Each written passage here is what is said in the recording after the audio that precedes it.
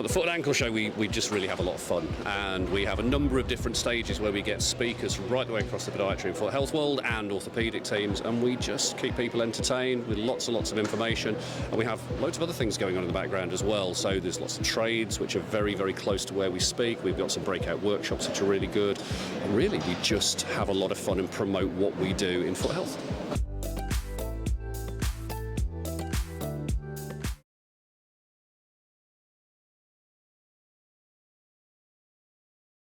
Hello everybody, my name is Rachel Green and I'm here to talk to you about opening your first podiatry practice. I've got some tips and tricks about getting it right from day one, and hopefully you'll find everything that we talk about really useful and practically beneficial for your first stage of your journey. Okay, so on the agenda today we've got 3 tips. I'm going to be talking to you about your practice vision, what that really is and how important it is for your future. I'm going to talk about mastering your finances, and tip 3, setting meaningful prices. I'll tell you a little bit about myself first. I worked for the NHS for 10 years as a diabetes specialist podiatrist towards the end, and I have 2 wonderful young children. I live in the countryside in Herefordshire, and after 10 years in the NHS, I decided I wanted to focus more on my family and spend a bit more time enjoying life and not get stuck in a 9-to-5 rat race. So I decided I was going to open my own podiatry practice, and I'll tell you now, I have never looked back. I have loved being in private practice, and I would recommend it to anybody considering making the switch. But this is where I first started. This is my first clinic. This is a cabin in my garden, which was purpose built when we moved to this house. We made sure it had enough space in the garden. We purpose built a 1-room clinic in my garden. This is the drugs cabinet. This is the hand towel dispenser. It's now no longer a clinic because the clinic grew beyond these walls, and I now own a city centre practice which employs clinicians from all over the world. We're a multidisciplinary practice and we're growing all the time. And I've got my cabin back now and I can use it as my home office and my craft room. And so that's why there's a bit of a mixture of clinical and home life in the background. So I've come through various different iterations of podiatry over the years, and I have really thought all along that our profession is incredible and gives us so many opportunities. And when I opened my first practice, the scope of those opportunities and the different ways in which you could work privately was a bit overwhelming. It was really hard to know which direction to go in, how to pitch my practice, how to which patients to target, how to market, and it was all quite frightening and scary. Luckily, I figured things out as I went, but I've since learned that what could have saved me a lot of worry and stress in those first few months was having a very clear vision. So what will a strong practice vision do for you? Another way of looking at that is, what is a practice vision? So it's a mixture basically of what you want for yourself as an individual and what you see your practice becoming in future. It provides a clear and real goal for you to work towards. If you have a team or you intend to bring staff members in the future, it aligns them. I'm going to talk through these a bit more in a second. It helps to attract patients and staff who share your values, and it sets you apart in a competitive market. So number 1 is provides a clear and real goal for you to work towards. For me, because I was all over the place, I didn't know how to focus my efforts. If you set yourself a clear vision as to what you want personally from your practice, from your life, from your future, and you tie that up to what you want your practice to be for your patients, you can start to see a picture of what your clinic will look like 5 years from now. You don't need the details yet. You don't need to know how you're going to get there.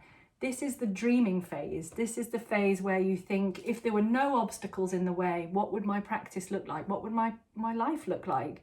And then you work back from that once you've got it. So have that clear picture in your mind. Are you a bio specialist clinic? Are you specialising in general foot care? Do you want to go down the podiatric surgical route?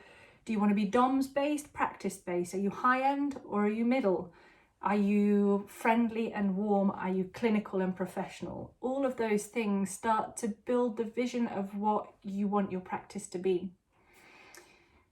You will spend hours and hours and weeks and months as a practice owner thinking about this vision, thinking about how you want your practice to work. When you bring a team member in, whether that is a receptionist, first receptionist, that was the first person I hired, a receptionist to sit in the tiny little reception area next door. I had to build a clinic, build an extension so that she could have a loo to go to. But my receptionist, when she joined me, originally it wasn't very clear what I stood for, what the practice stood for, and it took a while for us to get on the same page. Whereas if you can start with a really clear vision for your practice, where you're going, what the future is for you and your patients and your team, you can hand that either verbally or in written form to your new team member when they first start, and from day one they understand what you're working towards. They understand that everybody needs to pull in that direction together because they can see the end point just like you can. So aligning your team is really valuable to have a practice vision for that purpose. Having a clear practice vision helps to attract patients and staff who share your values. So part of developing a practice vision is thinking about the values that are important to you. So these are things like kindness, empathy, or on the other side, it could be clinical excellence, and it could be autonomy. There's a whole different range of values, and that's a whole exercise in itself to try and develop your values for the practice. And if you have a Google search, you might find some exercises that you can run through to develop your personal values, which tend to align with your practice values. So being clear on your values is part of the vision. If you are a kind, thoughtful, warm practice, you don't want patients that are coming looking for solely professional, cold, clinical excellence. Hopefully, most of our practices will have a bit of a mismatch of these two things, warmth and clinical excellence. But just as an example, you want to be sure that if you're aiming for warmth and kindness, the patients who come to you are looking for warmth and kindness. So you can advertise and market to the right type of patients, and you can develop your marketing materials, you can develop your website to aim to those sorts of people who are looking for kindness and warmth. If, on the other hand, you're looking towards a highly competitive sporting market for a biomechanics clinic, you don't want to be sharing that you make cups of tea for everybody that comes through the door. That's irrelevant to that market. They're not interested in cups of tea. They want to know about your skills and your performance. So you can market clearly towards that group or clearly towards that group, but be clear on what you stand for, what you're trying to pass to your patients, how you want your patients to feel when they come into your practice, and that will help you to attract patients and staff. So it sets you apart in a competitive market. Do a bit of a look around your local area. I know you will already have done this. Everybody who opens a podiatry practice should first start by looking at who your competitors are in the area. What do they stand for? What do you think their practice vision is? Some practices have their practice vision on their website. We do. And that will give you an idea of what group of patients they are targeting. And you can then find gaps in the market, gaps in your competitors, and aim your vision and your marketing into that gap. So you can see already how incredibly important and how valuable having a strong practice vision can be. Okay, so what does a practice vision actually look like? It's useful to have something written down. So it's useful because you can refer back to it yourself, you can share it with your team members, you can share it with your patients if you feel that is helpful. Writing it down doesn't need to look a certain way. So it can look like a block, a paragraph. It can be a diagram. I've seen visions explained in tree form. It can be a single sentence that covers everything. Whatever you feel is right for your practice is right, but write something down.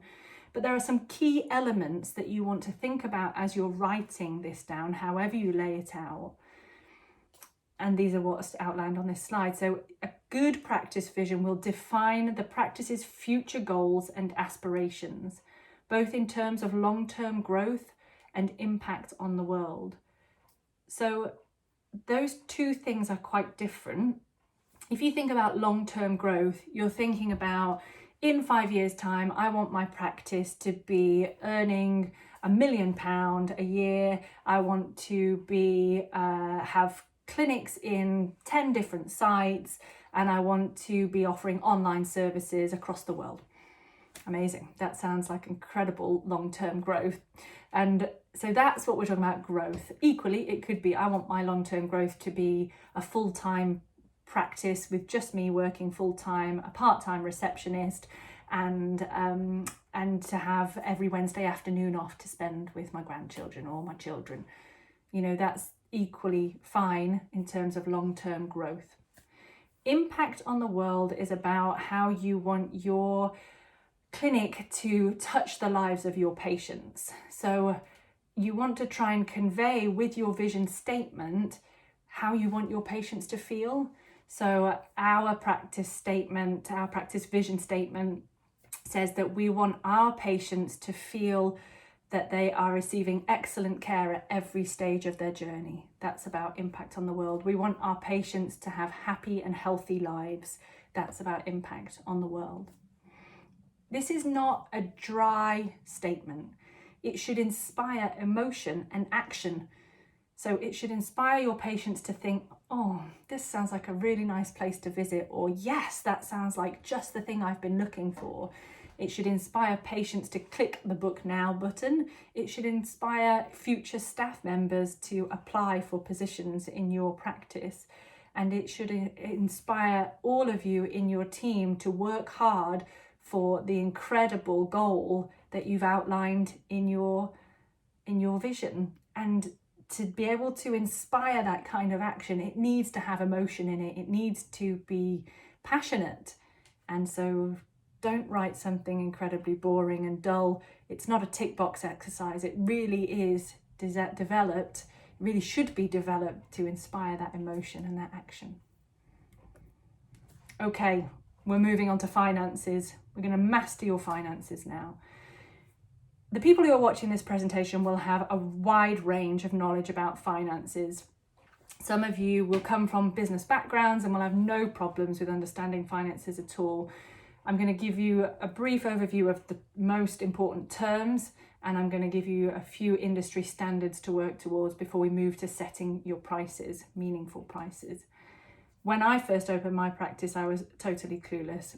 I mixed up all the terms: income, revenue, turnover, expenditure, cost of goods, net profit, gross profit. I mixed them all up, and now I've got a really good understanding of them. But from my point of view as a practice owner, the most important terms to be aware of, the most important figures to be aware of, are revenue, which is money coming into your practice. So every time a patient gives you money, that's revenue.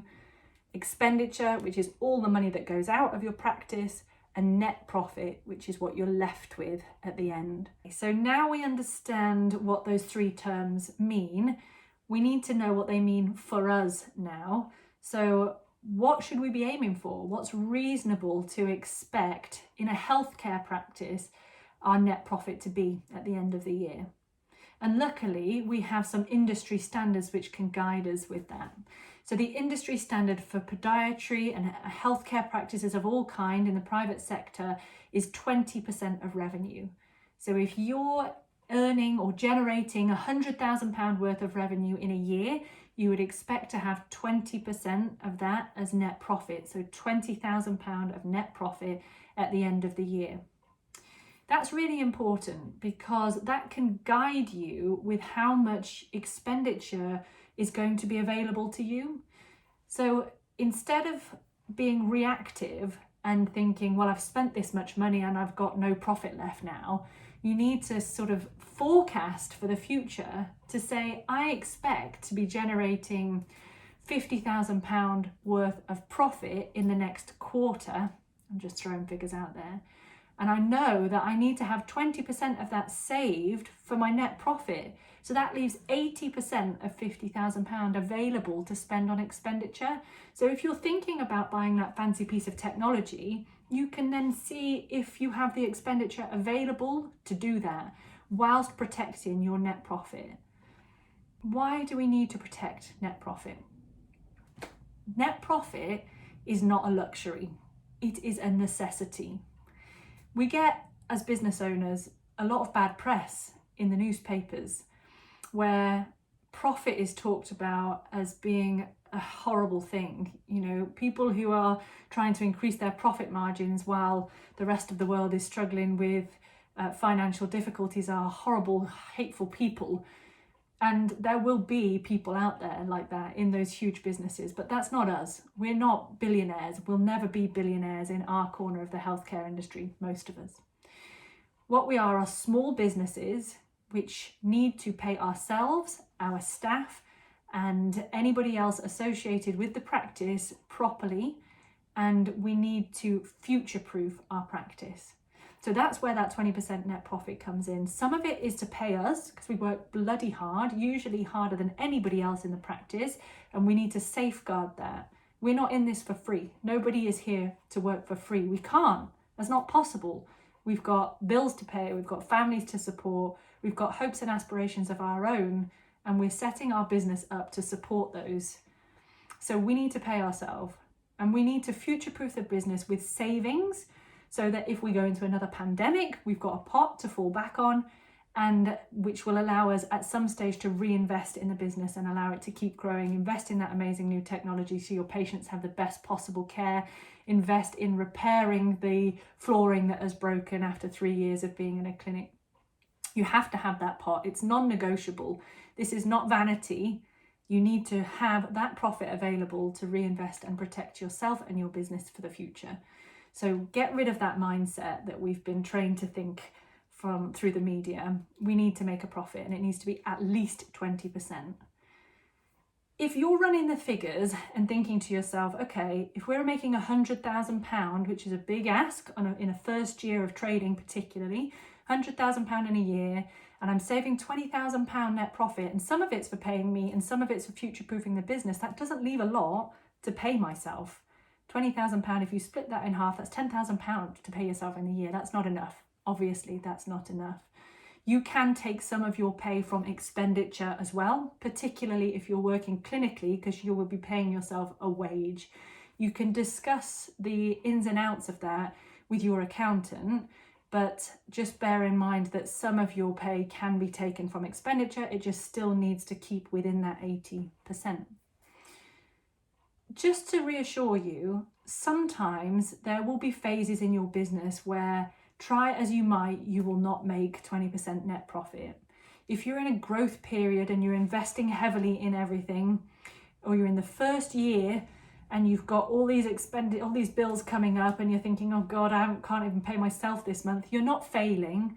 That's okay. We all go through those phases. The business will go up and down, but this is part of your practice vision. You need to know where you're aiming for, and you are aiming for a practice that makes 20% profit as a minimum.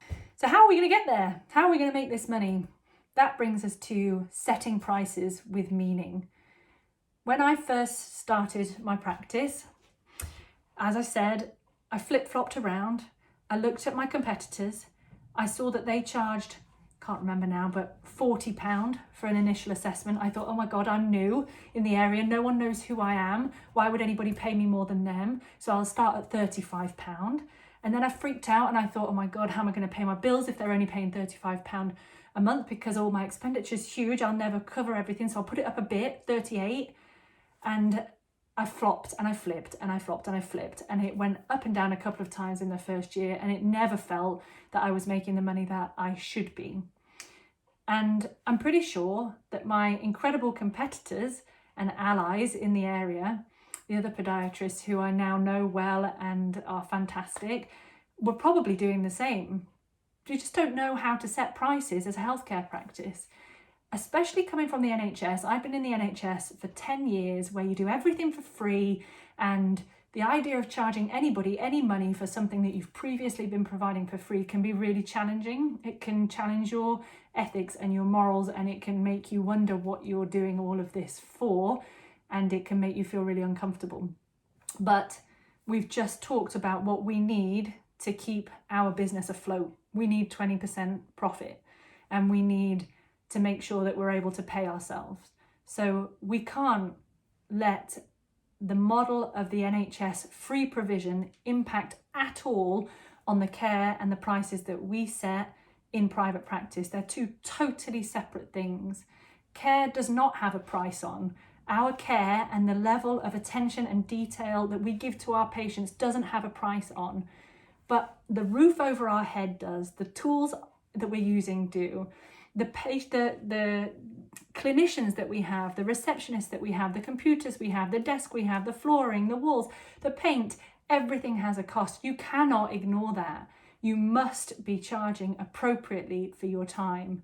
And so I'm going to take you through a sum which will help you to really be making logical decisions about what your prices need to be, based on data and finances, not based on feelings and not based on what anybody else is doing out there. It doesn't matter what the other ones are doing. Set your prices based on this sum and you will have a good starting place. It's important to say that this is a basic sum for setting prices for simple appointments like general foot care, first appointment, follow-up general foot care.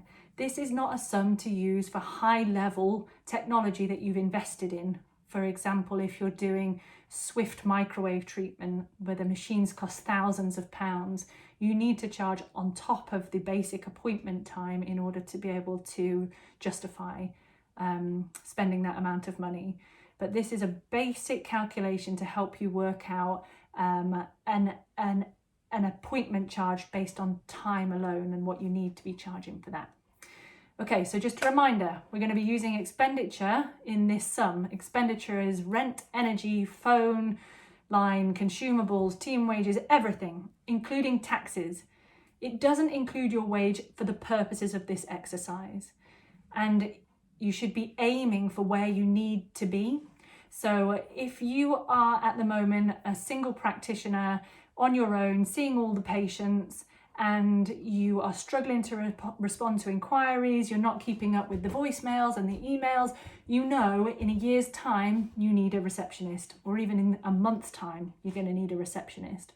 So don't set your expenditure for where you are now when you're struggling, set it for where you need to be. The next bit of information that we're going to use in the sum is earning potential. So as a single practice owner, you cannot be on the tools treating patients 100% of the time. Whether you think you can or not, you cannot. And the reason for that is A, your mental health, you need to protect yourself, but B, you need to spend time working on your business, doing the vision, working on the vision, working on marketing, working on responding to emails if you haven't got a receptionist in yet, doing all of the repair jobs that come up around the practice. There are a million things as a practice owner that you need to be spending your time doing, as well as seeing patients. And you have to be really clear to block off time in your diary every week to focus on growing your business, not just being in your business with your head under the water, treating patients. You need to have time to get your head up, look around, and do the things that you need to do. So we're going to say that for practice owners, you want a maximum of 80% of your time spent with patients, which means 80% of your time can be utilised to earn revenue. For a team member, that would be 90% of the time approximately, because you need some time for breaks, you need some time for meetings. So we're just approximate. If you're using this sum to work it out for the whole practice, then that would be 80% for yourself as a maximum and 90% for your team. Okay. So what we're going to do is we're going to take that expenditure figure that you've got and divide it by the earning potential, which will be in hours. And that's going to give us a minimum hourly rate that we need to be charging our patients to spend time with us. So I'll pluck this number out of thin air.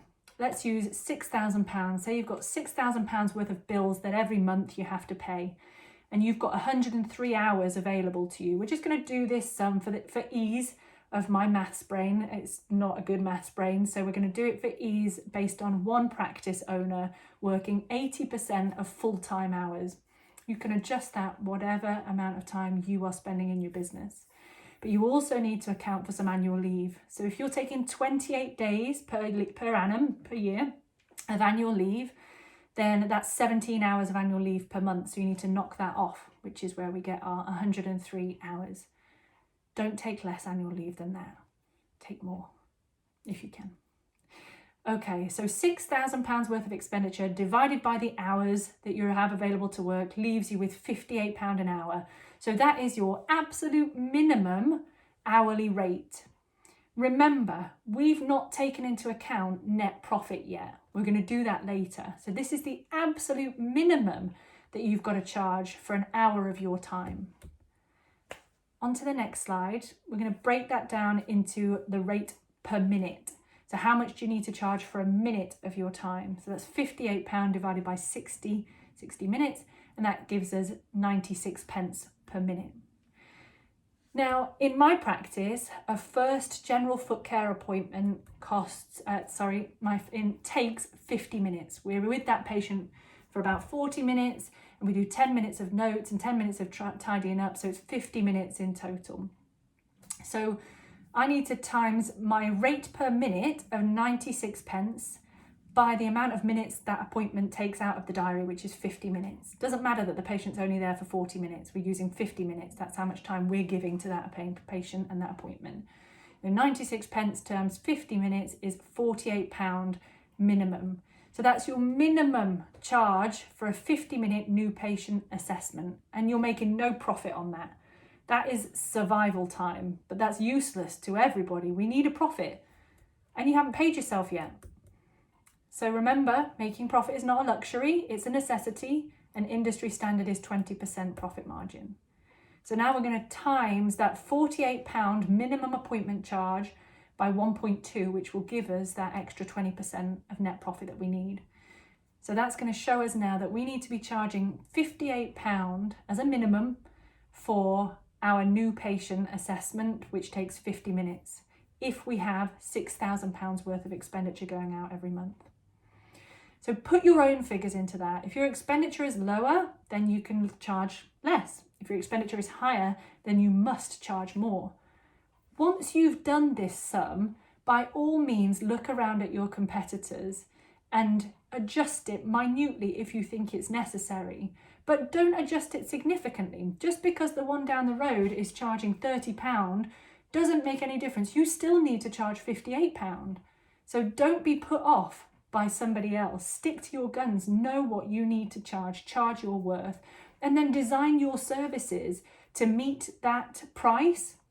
So if you have high expenditure, you need to be providing a high-end service to your patients and charging appropriately so that they can understand that there's a good reason why they're paying that higher price, and stick to that. Make sure your marketing shows that you are a high-end service. It does not matter what Dottie chiropodist down the road is charging. No offense to Dottie chiropodist.